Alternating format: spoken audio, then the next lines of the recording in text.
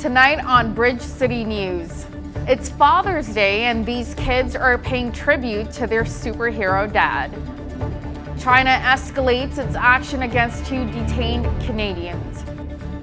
Fuel Lifestyle and Performance is ready and eager to get you in shape, but safely. Your nation, your province, your southern Alberta. From the heart of Lethbridge, it's Bridge City News Weekend Edition. Good evening, I'm LAURICE Alexander. Thank you for joining us. From dad jokes to story time, these kids share what they love about their dad on Father's Day. I get to teach them all new things every day and just show them that you got to do the best you can and keep pushing through even if you don't want to. I got bullied really bad and my dad flew home from work and he picked me up and we went to the police station and he got the police officer to come to the school and sing happy birthday in front of my class. He doesn't let me eat a lot candy. He came out of the store the other day and said that the cashier was That nice lady and Mom said, Not me, you said it. He tells jokes and he thinks that he's funny, but he's not. What kind of jokes does he tell? Dad jokes. I got a job at an elevator. It has its up and downs. I hate when my wife starts the conversation with, "Were you even listening to me?" It's such a random way to start. New dads, it's never easy in the start, but it's 1,000% worth it. Everything you do for them. Right? Even if they're pains in the butts. And I'd like to wish all the fathers Happy Father's Day. Happy Father's Day! Happy Father's Day. Today's National Indigenous Peoples Day, and communities across the nation will be celebrating Indigenous culture, heritage, and tradition. Here's how the Galt Museum will be featuring a special exhibit to honor Indigenous culture. This week, it's National Indigenous Peoples Week, and we really want to recognize the importance of the Indigenous people in our community, especially the Blackfoot people on whose land is located the city of Lethbridge. So we've got free admission for any First Nations, Métis, or Inuit visitors to the museum. So we want to make sure that all of the Indigenous people feel welcome here at the Galt Museum this week. Our museum is open to all visitors as of a few weeks ago. We still can't have too much in-person programming and things like that yet, but we're ramping up to that. So a lot of our Indigenous Peoples Week content has gone online, but we still want to welcome everyone to visit the museum. Canada's already dismal relationship with China has hit a new low. 2 Canadians already long detained have now been charged as spies. Michael Spaborv and Michael Kovrig have been held by China for 18 months. Both were detained shortly after Canada arrested powerful Huawei executive Meng Wanzhou at the request of the United States. When asked what his government would do to secure the release of these Canadian nationals, Trudeau said Canada would continue to work behind the scenes in very direct and firm ways. We are, of course, disappointed with the decision and the next step taken by the Chinese in the case of the 2 Michaels, and we offer all our support and sympathies to the families of Michael Kovrig and Michael Spaborv. I can say that we are using a wide range of public and private measures to ensure that everything is being done to get these Michaels home. Alberta gyms and fitness facilities are now allowed to be open, but with restrictions. And Fuel Lifestyle and Performance is one facility that was ready to go. Workouts look the same, but the gym has increased health and safety measures. Since reopening, we've increased our cleaning procedures quite a bit. everyone always sprays down their equipment after their workouts anyways. However, we've increased the amount of spray bottles. We've spaced out classes so that we have time to mop the floors before and after each class. And we are constantly reminding our community to help each other and to be aware of each other and to respect the space and those around them. Obviously, social distancing is still in effect, and we have a big space here, and we've limited our class size so that everyone has ample personal space. It's been great to be back, a lot of stress relieved. It's great to see our community again and to get back into what we love doing, which is helping our community here get better one day at a time. City crews in Lethbridge have begun street line painting for another season. The purpose of the fresh paint job is to curb the risk of collisions. We are painting all the crosswalk lines, so we freshen them up every single year. Because of the elements, they get really worn out, or just, paint only lasts so long. So then we redo it every single year. That way it's safe for everyone to cross the road. At this particular intersection, you see piano bars. Those are like in the turn bays, a little bit more high visibility, as well as penalty boxes. So that's behind your left turn lanes, and then your normal crosswalks and stop bars. At City of Lethbridge Traffic Operations, we have an annual pavement marking program. In normal language, we call it line painting program, for about $500,000, a little less than $500,000. So this is a very, very important program for road safety and traffic calming.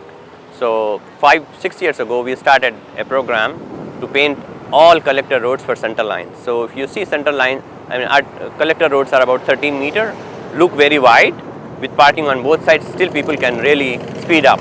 So with center line being painted on collector roads, we have increased road safety by almost 50%, right? So we almost avoid the head-on collisions there. Getting a driving license of any sort is a privilege, and that rite of passage had to wait since driving schools were shut down during the COVID-19 pandemic. They are now able to open under Phase 2 of Alberta's reopening plan. We just found out a couple of days ago they're opening it up. Everything's got fluid, right? So nothing's consistent right now, and we're in the same boat. We're changing things daily just to keep up with the rules and make sure everybody's good. With everything shut down for the last 3 months, it's like the whole economy was put on pause, and especially trying to do training and get back into the workforce, it made it extremely difficult. So it seems like things are finally opening up again, and it's a real blessing to get back in and sort of get involved in training and back into the economy. Testing commences tomorrow, and there are some familiar rules that will apply. We have to keep everybody 6 feet apart and have to wear a mask if you break the 6 foot rule. And the drivers, all my drivers are wearing masks in the truck. Our classes are all separated 6 feet apart, so you have classroom time, everything's sitting at 6 feet apart, so our classes are smaller than they used to be. Gateway Safety Services shut its doors completely on March 20th for about 6 weeks. They have since reopened about a month ago. Everybody knows we're open again, and we deal with the industry here, so it's pretty steady now. We're getting more and more calls every day, and a lot of companies are releasing the rules. A lot of companies had rules. There's no training until the end of June or no training until July. They're starting to release those rules too, so we're starting to see the corporations coming back too. A warrior from the Amazon jungle is remembered fondly by the son of the missionary pilot he killed in the 1950s. The unlikely friendship between Minh Khai and Steve Saint was featured in the movie End of the Spear and gave evidence to the gospel's transforming power. Pilot Nate Saint and 4 other American missionaries went to Ecuador hoping to contact the Waorani, a murderous tribe that killed any strangers entering their territory. They succeeded in making friendly contact, but were suddenly attacked by a group of Waorani warriors, including Minh Khai. The year was 1956, and the murders were reported around the world. Decades later, the film End of the Spear dramatized the story of Minh Khai and what happened on the Ecuadorian river sandbar the missionaries called Palm Beach. Surprisingly, Nate's widow Marge later decided to take her children to live among the Waorani and work with Elizabeth Elliot and Nate's sister Rachel to teach them God's Word. Minh Khai and other Waorani soon became Christians, bringing peace to the warring community. In a strange turn of events, Minh Khai became Steve's adopted grandfather and taught him hunting skills. Years later, the two traveled the world together, telling their story.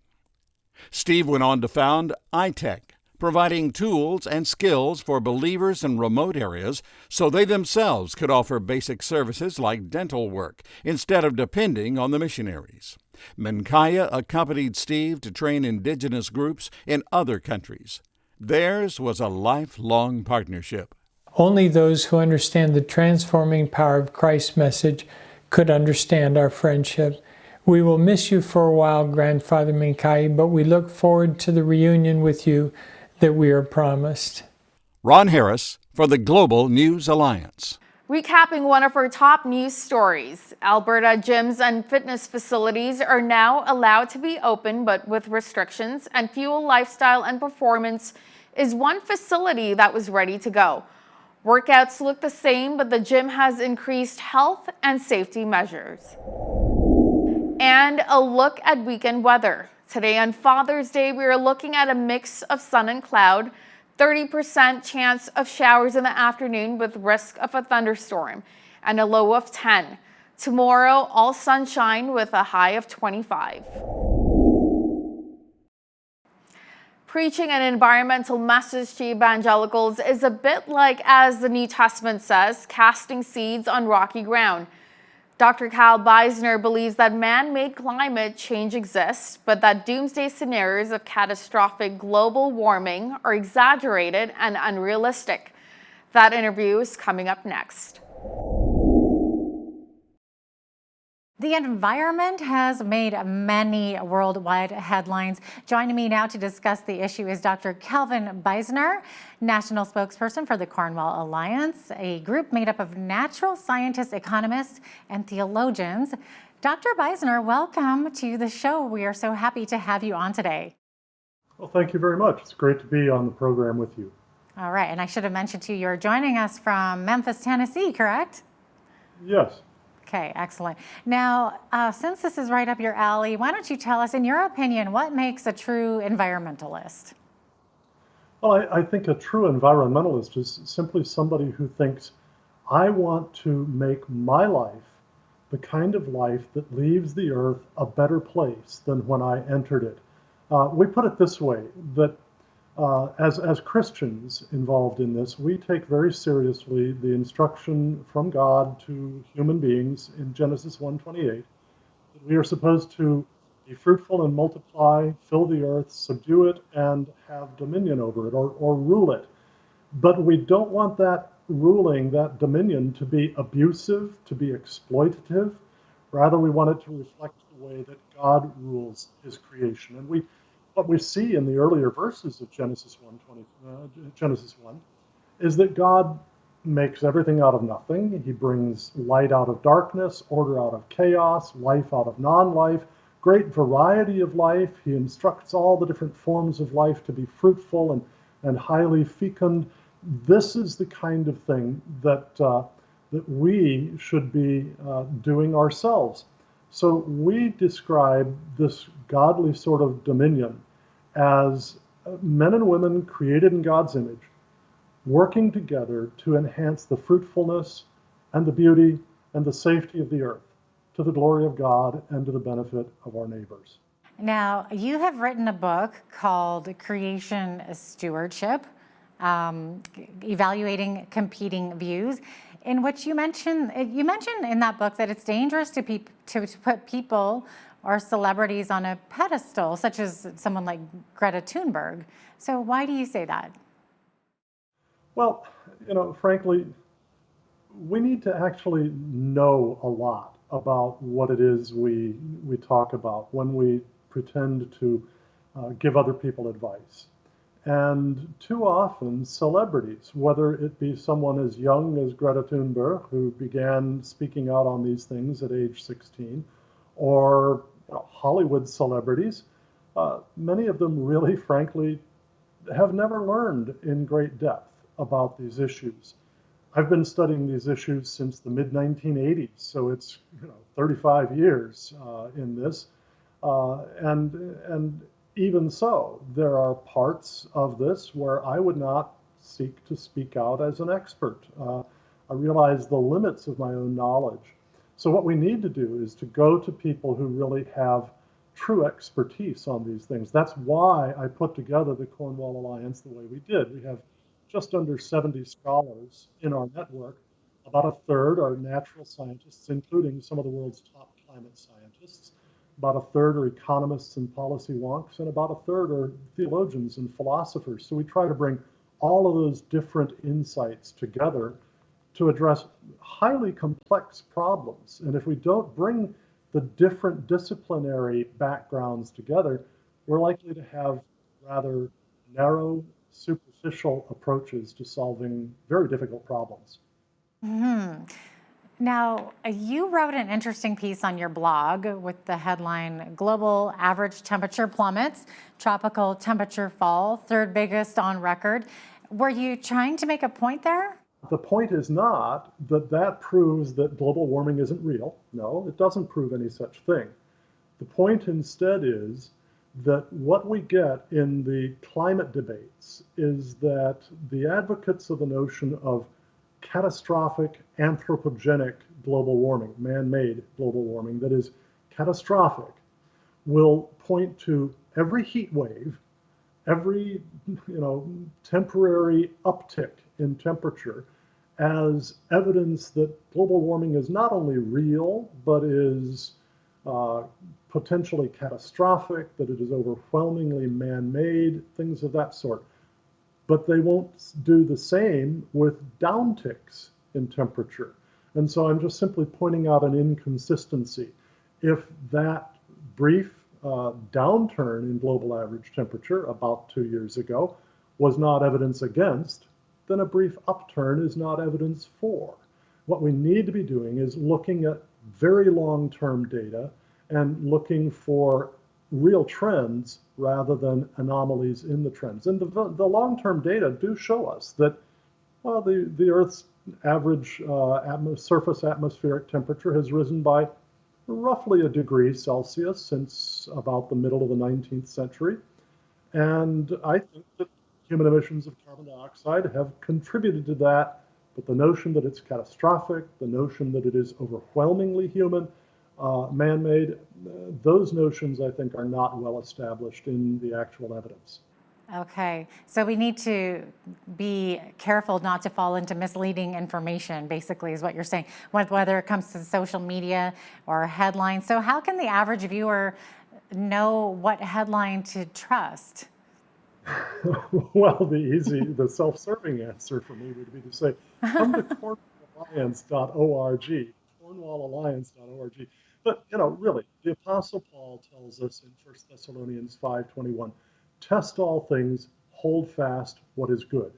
So this is why when we post things on the Cornwall Alliance's website, we make sure that we have links to sources of outstanding scholarly work so that people are able to check the figures for themselves, check the data. That's part of what we're supposed to do as Christians. And that's really the heart of what it is to be scientific. The Nobel Prize winning physicist Richard Feynman said that the key to science is that when we have a hypothesis, a guess as to how something works in nature, we set up experiments to see whether what would happen if our guess were right really does happen. And if the observations that come from the experiment, whether in the laboratory or out in the real world, if the observations contradict the prediction, then our guess, our hypothesis, even our theory is wrong. And it doesn't matter how smart we are or how beautiful our guess was or anything else. If observation contradicts theory, then the theory is wrong. And we have to go back to the drawing board. And that's what we get essentially in terms of the claims of very rapid, potentially catastrophic global warming. Those claims are all based not on empirical observations, but on computer models of how the atmosphere responds to added CO2. And the models, on average, predict 2 to 3 times as much warming as actually observed over the relevant period. That means the models are wrong, and they really need correcting. Well, so you mentioned CO2, and we were talking about headlines. So Headlines tell us that CO2 emissions from fossil fuels is the main cause of global warming, but you disagree with this claim, right? Well, I think it's actually theoretically possible that that's true. What I think is that the best empirical evidence indicates that it's probably not true. Notice I said probably. I think in many, many different scientific things, we're quite mistaken to speak with total confidence and assurance. I would be wrong to say, well, it's a settled matter that CO2 from fossil fuels is not the primary cause of warming. I also think it's wrong to say, well, the science is settled. CO2 is the primary cause from burning fossil fuels.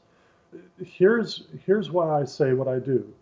It's precisely because the computer models of global climate predict 2 to 3 times as much warming as actually has been observed in response to the added CO2 in the atmosphere, that we know, therefore, that the models are wrong, that they are over-predicting the amount of influence that CO2 has on global average temperature. When we look back through the history of global temperatures, we see that there have been very similar periods of warming in the past, such as the Minoan warm period, the Roman warm period, the medieval warm period. We've also seen cooling periods in the past, and the interesting thing is that although there is a correlation between temperature and CO2 content in the atmosphere, the correlation is the opposite of what you would think it would be if CO2 were the control knob for temperature. That is, temperature changes first, CO2 changes later. And the reason for that is that as the ocean warms, it outgasses CO2. Ocean water contains CO2. The warmer it is, the less CO2 it keeps in mixture. The colder it is, the more CO2 it holds. So as the temperature changes first, the CO2 follows. Wow, you are very much a scientist, I could tell. Now, I don't know how it is in the US. I know that our federal government here, and you're probably aware of this, but our federal government here is requiring that all provinces put a carbon tax into place. Do you think that this will produce any positive results? No, I think it will not produce positive results. And the fundamental reason is this, that a carbon tax assumes that adding carbon dioxide, and by the way, it's very deceptive to speak of it as a carbon tax, because carbon is an element, and in its solid form, it's a black, nasty dust, and it can be a problem, okay? Carbon dioxide is not carbon. It is carbon plus 2 atoms of oxygen. It's an odorless, colorless gas that is non-toxic at concentrations 20 times what they are in our present atmosphere. And it is absolutely essential to life. Plants need it for photosynthesis. And the more of it there is, the better plants grow. So treating carbon dioxide as a pollutant is actually, I think, quite the opposite of what it really is. The more CO2 there is in the air, the better plants grow, and that means there's more food for everything that eats plants or eats something else that does eat plants. So the result is a huge increase in crop yields around the world. This has been studied in literally thousands of peer-reviewed studies showing that we have seen an increase in crop yields measured in terms of about $3.2 trillion of extra food from 1960 to 2012, and we can expect about another $9.8 trillion worth of food just because we've added CO2 to the atmosphere from 2012 to 2050. So you don't tax something that you want more of. You reward it instead. So no, a carbon tax would not be a good idea. Oh, wow. Now, Dr. Beisner, you believe that the current global response to climate change actually could have some implications, especially for the poor, right? I do. And that's simply because everything that we produce, we do it using energy. It takes energy to grow food, to process food, to transport food, to make clothing, to make shelter, to have communication. We're using energy right now in this Skype call. It takes vast amounts of energy to lift and keep whole societies out of poverty. Now, the less expensive energy is, the more of it people can use. And in fact, historically, it has been access to abundant, affordable energy, primarily through fossil fuels, coal, petroleum, and natural gas, that has lifted and kept whole societies out of poverty. If we're going to fight allegedly catastrophic, allegedly overwhelmingly man-made global warming by pushing fossil fuels out of our energy mix, we're going to do two things. One, we're going to raise the cost of energy because the fossil fuels are the cheapest source aside from nuclear and hydro. They're much cheaper than wind and solar when you count everything into the price. But two, we're also going to make that energy less reliable. The wind isn't always blowing, the sun isn't always shining. And because of that, you don't have a steady input of energy into the electric grid. That means you have an unstable grid. The more unstable it is, the more you're going to have brownouts and blackouts, and those things kill. Now, a lot of Western nations are phasing out coal. How much of a problem is coal to the environment? Well, if you burn coal in a really sloppy way, coal burning can be a very big problem to the environment. But in all developed countries, we have adopted ways of burning coal to generate electricity that are extremely clean. And essentially, the only thing that comes out of the misnamed smokestacks of coal-fired generating plants in developed countries is water vapor. It's just simply steam from the turbines and the cooling towers. Nothing else comes out. So coal can be badly used, and sometimes it is in very poor countries. And yet the interesting thing that happens, and we see this through the history of our environments and of our economies as well, is that even while air pollution rises in the early stages of economic development, as countries begin to use coal and can't yet afford the very, very highly efficient ways of using it, even while the air pollution rises, life expectancy rises too. And what that means is that the benefits of all of the economic development, driven in part by the use of coal, outweigh the risks. And then as people get wealthy enough, they can afford to adopt the cleaner technologies of using coal, and then you get rid of the pollution, and at the same time you have the benefits of that economic development. Dr. Beisner, we're out of time, but thank you so much. We really appreciate you joining us and sharing your expertise with us. Well, thank you very much, and your listeners can learn more at cornwallalliance.org.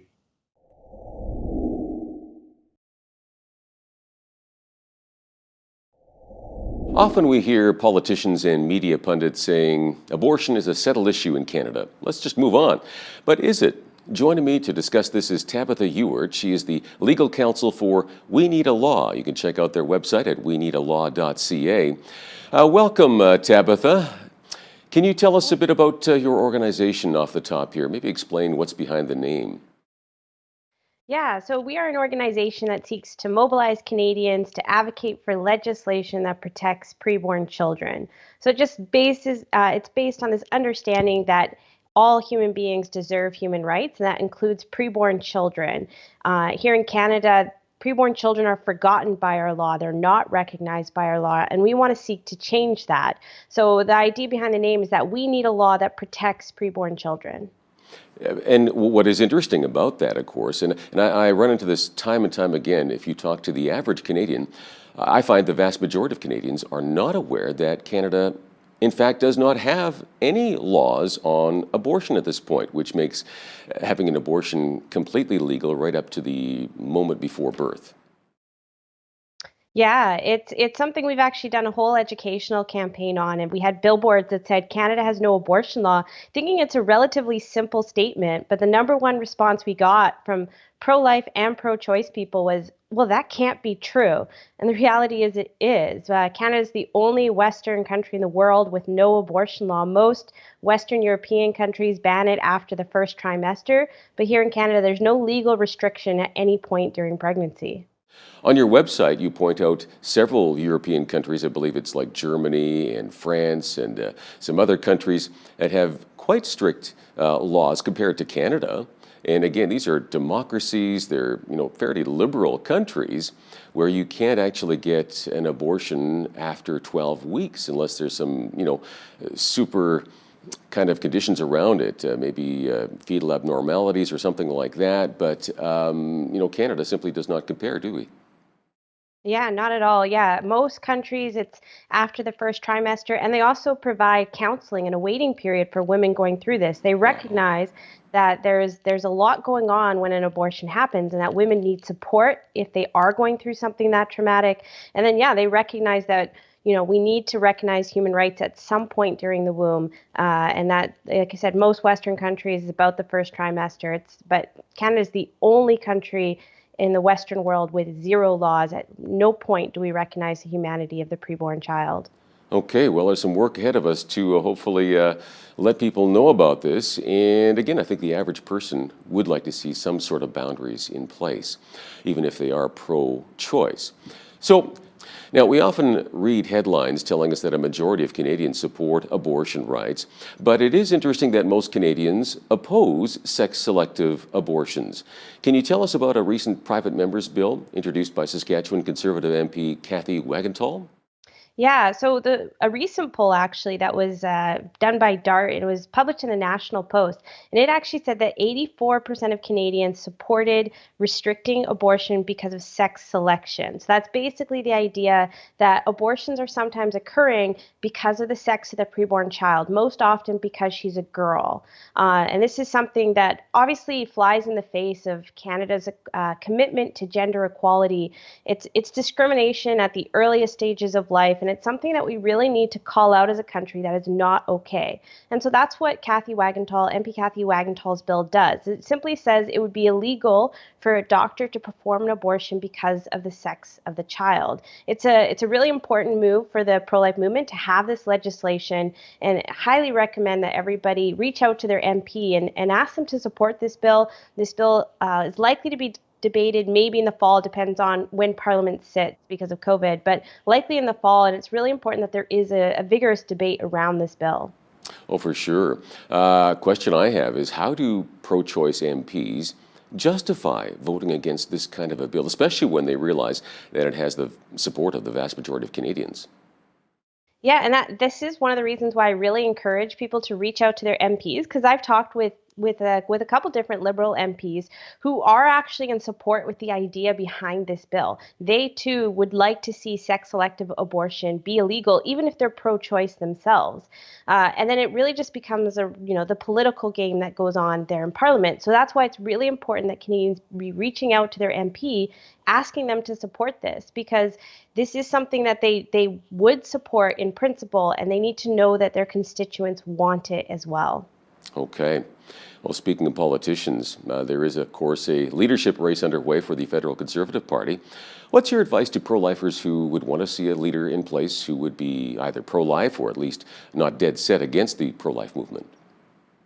Yeah, well, I think MP Kathy Wagenthal's bill is a great opportunity. Just ask a candidate, would you vote in favor of this bill? Would you support this bill going forward? This is what we want to see. Is we want to see, movement towards to recognizing preborn human rights. If you're looking at the leadership candidates, put it to them. What are you going to do about this bill? This is a really important opportunity for them to prove whether they support the pro-life side of the party or not. The other thing is just getting involved, doing your research, asking the candidates or questions. If you're not a member of the Conservative Party, I think the deadline to vote in leadership is this Friday. So it's a really important time to get involved, and you can actually have a say in the direction of the party. Yeah, exactly. Even if you don't normally vote conservative, you can still join the party. And again, if you're pro-life, we want to see a pro-life leader there or somebody who's favorable toward it. So it makes a difference. Now, your organization also points out an interesting fact, and that is that provincial governments are not required to fund abortion clinics. We often see, this is a federal issue. Well, it is, but it's also a provincial issue because there are many medically necessary services that provinces don't cover. For example, dentistry, psychiatry, optometry. So a good question is, why should private, for-profit abortion clinics receive our tax dollars funding, especially in this time where deficits need to be reined in? Yeah, this issue really comes up because of New Brunswick right now. There's a private clinic in New Brunswick called Clinic 554, and they've been lobbying the government for quite some time to try and get them to be funded. But the reality is there's no requirement in Canada's law that a province fund a private abortion clinic. New Brunswick has not been funding this clinic for over 30 years or around 30 years, and there's no reason that they need to change that. After that, if you look at other provinces, it's really going to depend on the provincial statutes, and there's been different rulings in different provinces about whether they have to or not. I think it was PEI, the court said, no, you don't have to fund private abortion clinics under your provincial law. Other provinces are going to be a bit different. And the reality is it's an open question, and as you said, there's a lot of things about our healthcare that we don't fund despite having a public healthcare system. Why is abortion supposed to be the exception? Right. Now, this wouldn't change the lack of a law, I guess, in Canada. Abortion is not going to be banned by that. However, if somebody wants to have this procedure done, then they are going to have to pay for it out of their own pocket, right? And again, is it medically necessary? We would argue that it isn't medically necessary, so it would make sense to fund that by yourself, right? Of course, it's a tough sell for many politicians, but I think it is something worth addressing with our MLAs in Alberta, for example. So another interesting discussion point is at what point can the unborn feel pain? And I think that question it really jars people. They haven't thought about it.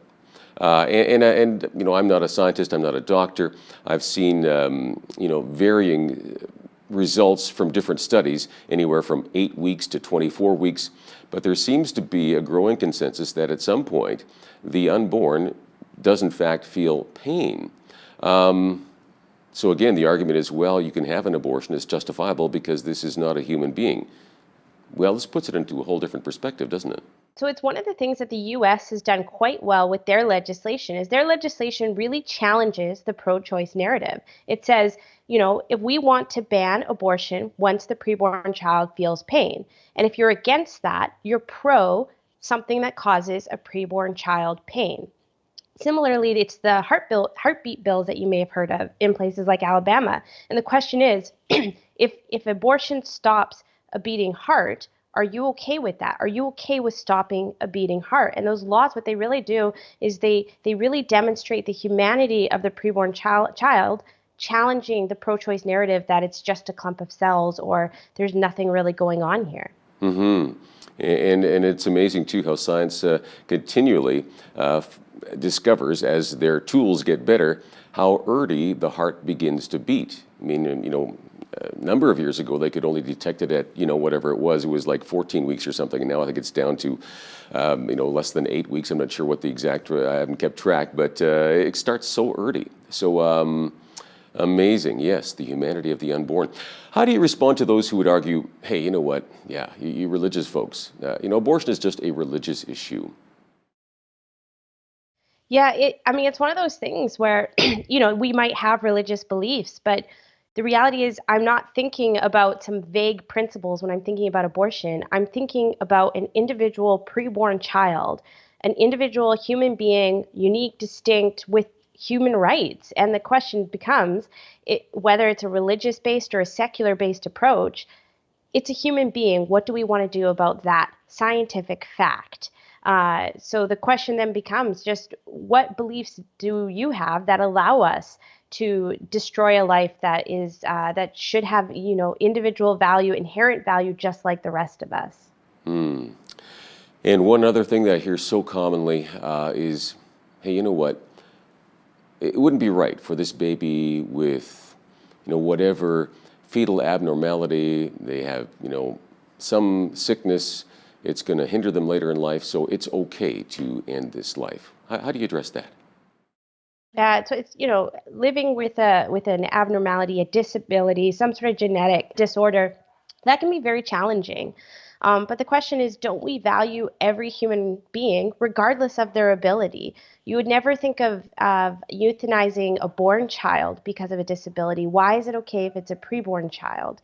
The reality is, if you talk to someone, especially with the issue around Down syndrome being one of the more obvious ones, if you talk to families who have children with Down syndrome, they don't view them as a burden. They view them as a member of their family, as often a major component of their family, of bringing joy to their lives, just like every family member does. We don't value humans based on their ability. We value them as being human beings, and that's true regardless of ability. Oh, well said. Thanks so much for sharing this with us here today, Tabitha. Well, thanks so much for having me today. Tabitha Ewert, she is legal counsel for We Need a Law, and I really encourage you to check out their website. It'll get you some well-needed information and hopefully get you involved as well. weneedalaw.ca. Most of us grew up hearing all about revival, or we attended church gatherings that were referred to as revival meetings. But do we really know what revival really is? What would it take to get another revival going? Joining me now to talk about it is Dr. James Choung. He's the Vice President of Strategy and Innovation for InterVarsity Christian Fellowship USA, also co-author of the book Longing for Revival. James, welcome to Bridge City News. Thanks for having me. You bet. Now, first of all, tell me a little bit more about your book and what really motivated you to write it. Yeah, I think we're at a time where, we wanted to see a move of God, but I think we felt that when we're looking around, that our strategies, our marketing, the ways that our tactics, all the things that we're trying to do with our own effort, that we've come to the end of that basically it's going to deliver all that it's going to deliver. And I think we've come to the end of that. And we wanted something where that could feel more like a move of God rather than just the result of our efforts and what we're trying to do. We want to see God move in that way again. But, when it comes to that kind of thing, with the move of God, we wanted to see revival. That word is a loaded word for a lot of folks. It is for me. Some people get really excited about that word, but others, it comes with a lot of baggage. So we wanted to write a book that was revival for the rest of us, a revival that basically that could be more encompassing of more parts of the Christian faith, those communities that might not be talking about it, something that could be more accessible so that people could long for it, experience it, and lead it if it were to come. So how would you really define the term revival? Yeah, in the book, we define revival as a season of breakthroughs in word, deed, and power that usher in a new normal of kingdom experience and fruitfulness. And each line is very, very important to us. But it's this idea that it's not just an event, it's not just a one-time thing that happens, but as these breakthroughs happen in a particular season, it actually creates a different level of expectancy for us that's balanced in word, deed, and power, and that's experienced by us and around us. Now, there are different levels of revival, correct? Personal, community, regional, even global? Yeah, that's right. Tell me more about those. Oh, yeah. Both my co-author, Ryan Pfeiffer, and I, we live in Southern California, and so we have earthquakes. It happens quite often here. And if you've been around, there's just different kinds of earthquakes. There's ones that slam down. There are others that roll gently for a while. And the different earthquakes also, the strength of them are measured by what we know as the Richter scale. Well, with earthquakes, a 1.0 on the Richter scale won't wake you from your sleep, but a 9.0 could level cities. And so, but what's fascinating about that is that all of that is considered an earthquake, whether it's a 1.0 or 9.0. And so in the same way, we wanted to talk about revival in the same way, that there are different levels of it, and we wanted to include a personal aspect to it as well as something that can extend out to global. So we have personal, communal, regional, national, and global. And the reason for that is, because there's different debates around revival, can you talk about personal things in terms of revival? Does it always have to be a mass movement? And when we were looking at the history of revivals, we have felt that there has been no revival that has happened without revived people. And so we needed something that would capture what happens in the heart. With the John Wesley at Aldersgate or others, where there's something that happens to one or a group of people that's personal. And without that, it doesn't tend to grow and fan into something larger. And so we wanted something that would capture all of that. Are there some specific cities around the world where we're seeing a genuine revival take place?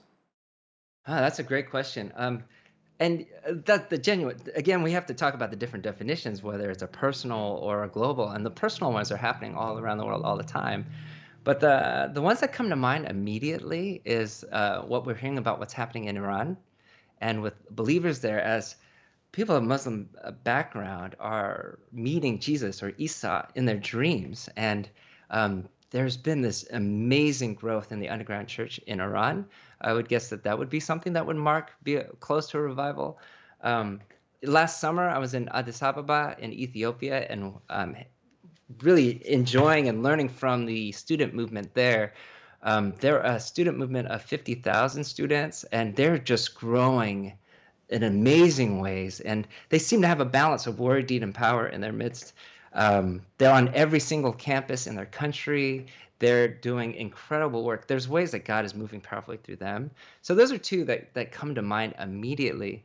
But I would imagine, just like there are earthquakes all around the world at different levels, that there are places where personally there are people that God is reaching, and that these are the seeds of revival happening all around the world. So James, when you look at the North American church overall, are we in need of a revival right now? I'm thinking so. We have seen the fruit of the narratives, both on the left and the right, and seeing where that's led us. And you do get a sense that in the current time, it's easy to despair.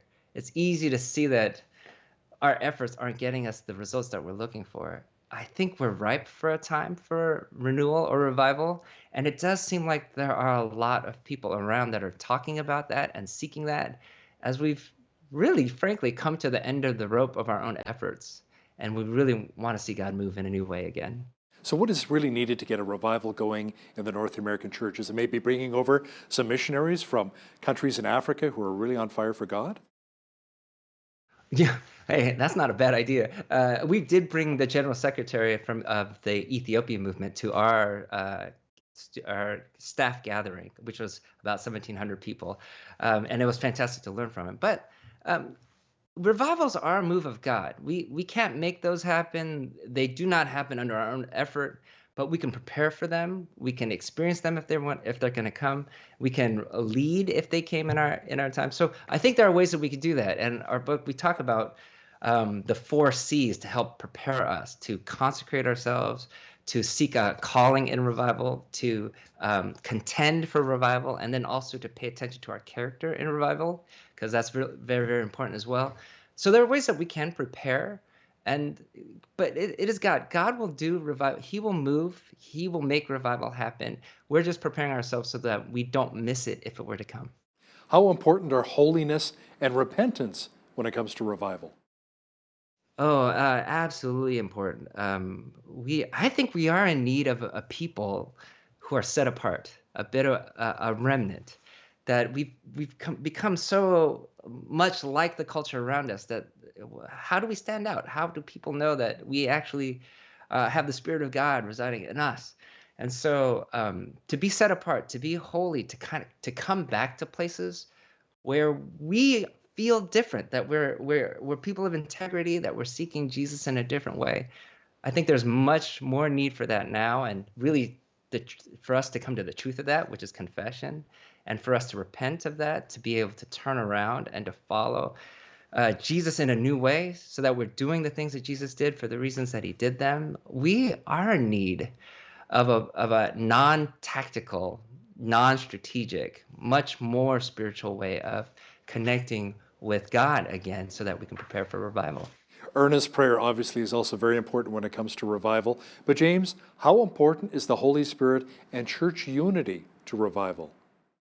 Oh, also very important. In our definition of revival, we talked about word, deed, and power, and that we do need intimacy and experience of the Holy Spirit, as well as letting the Spirit do things that we can't rationally explain all the time in ways that He can move in power.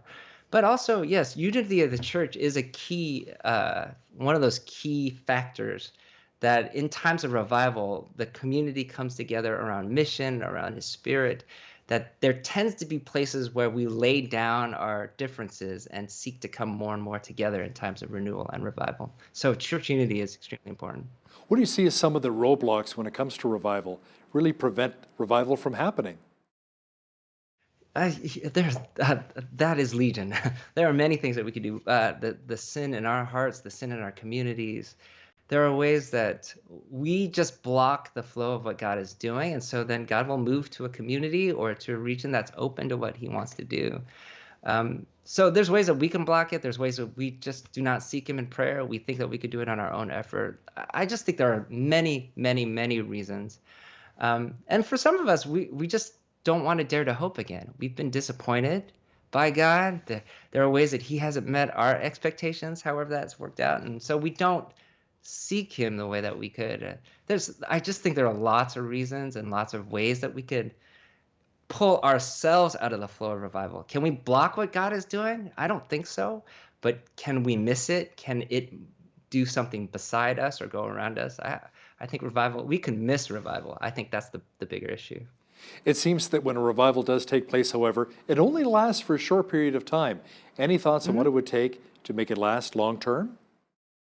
You know, it doesn't happen in history where these things last forever. I think it's a Western bias to want the 5 or the 10% consistent return that goes on and on and on. But throughout history, there's an ebb and flow to revival. The book of Judges gives us a sense of that ebb and flow in the Old Testament. And you see it even in the writings of Paul. There were no churches that were perfect, just looking through the letters. And so there is this constant ebb and flow. That doesn't actually invalidate that. That's just how God moves. And in the times of flow, this is where a lot of the renewal and movement and the advance of God's kingdom in very visceral ways, that happens. But then there are times of retreat. There are times when it goes back. And so I think rather than seeking something really consistent, because that doesn't seem to be the way it works, is we're open to how God moves. We take it in as it comes, and then we keep trusting God when it doesn't. We just know that, though, those times of revival, when they do happen, they have greater impacts than what happens in the moment. Like the times or the bounds that we usually put around revival, that people who've lived through those times still make really important decisions in those times. And structures, ministries get created, communities get formed, people make decisions to follow Jesus differently in those times that still have reverberating impacts throughout history. So even if we don't see them in a revival-like communal kind of way, they still have huge importance. And so much so that historian Mark Shaw would say that the global resurgence of Christianity in the 20th century, he would say strategically, it has happened through revival. What else can we really learn from past revivals? Was there a certain common denominator? Yeah, that's the word. We have just seen that no revivals have happened without revived people. And it almost seems too obvious to say. Obviously, in revivals, people are also revived. But it just goes back to the prayer in Psalm 85, where the psalmist asks for God to revive them again. And it's in that same vein that we see people of God who come together. They seek God earnestly. They try to obey the things that they hear in prayer. There's something about that where there's a hunger for God. There's a holy discontent with the way things are. And they together seek God for more, and they wait upon Him. People tend to seek renewal. And in that way, God tends to answer. What do you really want readers to take away from your book, Longing for Revival, James? Yeah, that I think rather than be fatalistic about what God will do, can we prepare ourselves to be more and more open to whatever God wants to do in our lives? And so our hope in the book is, would we even be open enough, dare say even hope, that God could move again in a powerful way in our lifetimes? And we won't know. We don't know the times or the places of how God will do these things, but would we be willing to prepare ourselves, to consecrate ourselves so that if it were to come, we're ready and we're ready to jump in? James Chong, Vice President of Strategy and Innovation for InterVarsity Christian Fellowship USA and co-author of the book Longing for Revival. Thanks so much for your time today. And thanks for having me. On behalf of all of us here at BCN, I'm Hal Roberts. God bless, and thanks so much for watching.